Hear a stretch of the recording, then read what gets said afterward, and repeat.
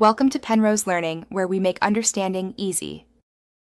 In this video, I will show how to make strawberry cheese Danish. You can use store-bought puff pastry or prepare a simple yeast dough from scratch. The key to a flaky Danish is keeping your butter very cold throughout the process. Roll your dough out to about 1/4 inch thick, then cut it into squares or rectangles. This forms the perfect base for our delicious filling. Next, let's create that irresistible cream cheese filling.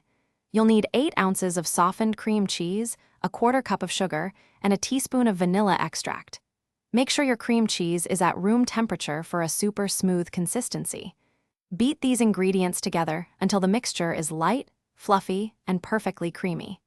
This sweet and tangy filling is a delightful contrast to the fruit. Now for the star of the show, the strawberries. Slice fresh strawberries and gently toss them with a tablespoon of sugar. This enhances their natural sweetness. Spoon a generous dollop of the cream cheese mixture onto the center of each dough square. Then, artfully arrange a few strawberry slices on top of the cheese.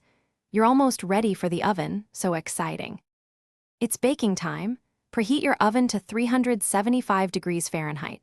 Place your assembled danishes on a baking sheet and bake for 15 to 20 minutes, or until the edges are golden brown and the pastry is beautifully puffed.